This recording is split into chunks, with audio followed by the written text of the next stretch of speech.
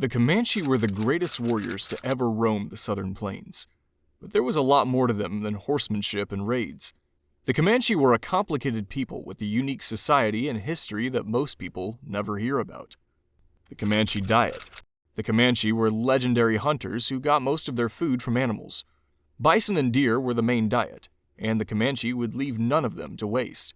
Comanche hunters would open the veins of fresh kills and drink the blood straight from the body. The mashed up brains and bone marrow of an animal was considered an easy snack, always eaten raw. One of the finest delicacies in Comanche society was fresh animal liver, still warm from the carcass, drenched in the bile squeezed out of the animal's gallbladder. Children would gather around the butcher and beg for a piece of it. Another Comanche favorite was curdled milk taken from the stomach of a dead calf, and if that wasn't available, they'd make do with the mix of blood and milk from a freshly cut udder. Disgusting as these things seem to us, they were actually very healthy. Combined with various vegetables, fruits, and roots they gathered from the land, the Comanche had an excellent diet rich in vitamins and iron, which allowed them to live their healthy and active lives. Not that the Comanche would eat everything they found, though.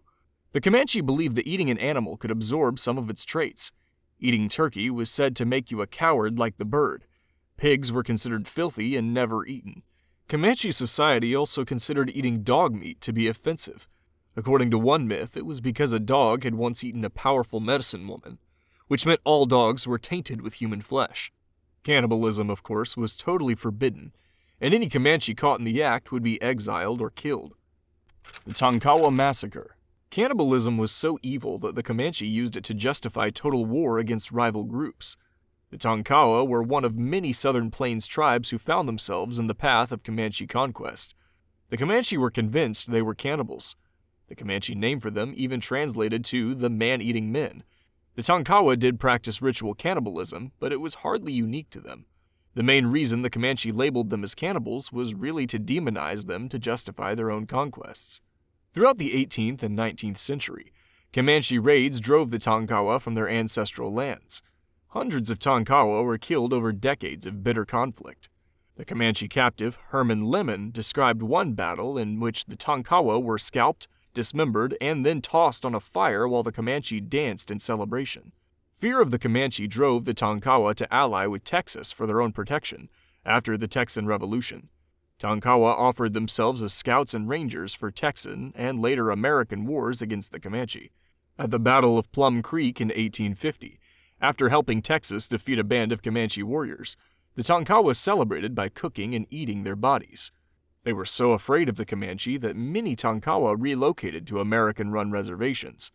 The Tonkawa even allied with the Confederacy in the Civil War to protect themselves from the pro-Union Comanche. In October 1862, the Comanche and their allies decided to punish them for it. The Comanche and an alliance of other native groups, including the Shawnee and the Delaware, attacked the Tonkawa at Fort Cobb in Oklahoma. They spared no one, not women and not children. Warriors moved through the camp, slaughtering anyone they could get their hands on. The only survivors were the Tonkawa, who were away from camp, or the lucky few who managed to run away without being seen. Almost half of the entire Tonkawa people were wiped out in a single day.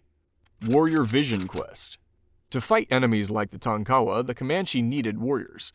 The Comanche warriors needed special powers before going into battle.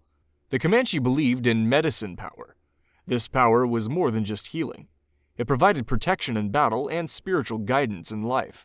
Every warrior needed to possess some of this power, though some had more of it than others. It could also be associated with specific objects. When a Comanche boy was ready, usually in his late teens, he would need to go on his own quest to find his medicine.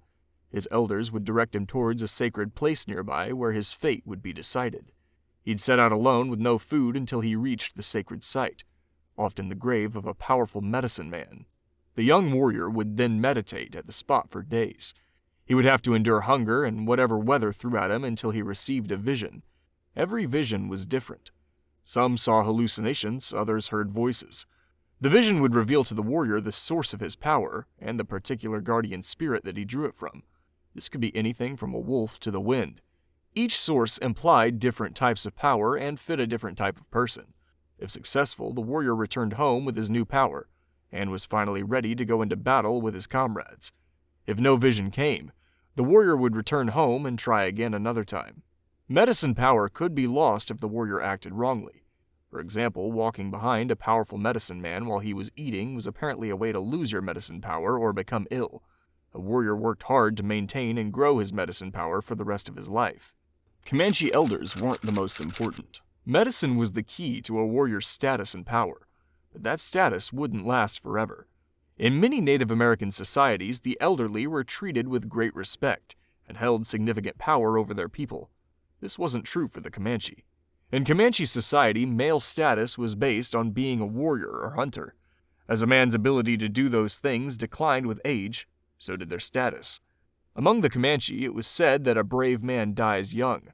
Living into old age meant that a man might not have lived as bravely as he should have.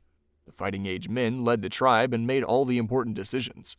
Older men might be sought for advice, but they were not leaders. They spent their days in camp, sometimes helping to teach the young boys while the warriors were away, but not much else. The one place they had in camp was the smoke lodge, where only old men were allowed to go. There they'd share a pipe in the evening and swap stories or talk about the day's events. The smoke lodge was a frequent target for pranks by young boys, who saw the old men as targets for ridicule, not respect. When an old Comanche man died, it wasn't a great tragedy. Many were encouraged to remove themselves if they became a drain on the group's resources. Better to die young in battle than to live to be old and useless. This was different for women. Instead, Comanche women gained respect and power as they aged. Older women could even acquire medicine power that younger women could not. Today, this is very different. Comanche elders are held in great respect as community leaders and sources of cultural knowledge, but this modern attitude would be quite alien to the Comanche who roamed the plains. Gender segregation. Comanche life in the plains belonged to the young and was completely different for men and women. Men were warriors and hunters. They learned to ride and shoot almost as soon as they could walk. Social status for men was based on their success in raids and hunting parties. In exchange for this dangerous life, they were not expected to do chores around the camp. Women would look after the camp and raise the children. They'd make the clothes, repair the tents, prepare the food, and anything else that didn't involve hunting or eating. They were not allowed to be warriors. That also spared them from the danger of battle. These different life paths were set earlier. After early childhood, boys and girls were kept separate until they were old enough for marriage. Even brothers and sisters were not allowed near each other during the puberty years. When Comanche were old enough to consider marriage, it was tightly controlled. Young men and women weren't allowed to court each other in public. The man would have to approach the girl's family and ask permission to court her. Then they would arrange a secret meeting for the young couple somewhere hidden from the rest of the camp. Life was short, and so was courtship. It never took long for Comanche couples to marry. There were no ceremonies or special events, and the couple would simply begin sharing a teepee, finally ending the gender separation that ruled their lives. Infanticide. Inevitably, this led to children, but the realities of Comanche life meant that children weren't always celebrated. The Comanche lived a subsistence life. Their hunting and gathering couldn't support too many unproductive people. As a result, boys were vastly preferred in Comanche societies. Girls were important too, but men brought in food and resources that women did not. When a boy was born, the midwives would loudly announce, "It's your good friend," to the camp. When it was a girl, they would simply say, "It's a girl." It was a man's duty to provide for his wife and children. If a woman got pregnant with a child the man felt he couldn't provide for, the pregnancy would be ended early. Single women who became pregnant were also expected to get rid of the child before it was born. A woman with no husband simply had no way to provide for a child. Rachel Plummer Parker, a pregnant mother captured by the Comanche in 1836, learned this the hard way. Her first child was killed by the Comanche shortly after they captured her, because they felt it would be too much trouble to care for him. Not every child who was born would be allowed to live either. A sickly child who'd be a burden on the group was left in the wild to die. When a woman gave birth to twins, it was common to leave one of them out to die as well. Feeding an unexpected extra child was simply too much work. Parker was already heavily pregnant with her second child when she was captured, so they allowed her to give birth before killing him in front of her too. Adopted captives. But given how few children were born and how dangerous Comanche life was, natural births could never maintain Comanche society. The Comanche solved this problem by adopting captives into the tribe. Women and children taken from rival tribes or white settlements during raids could become Comanche with time. Children were best.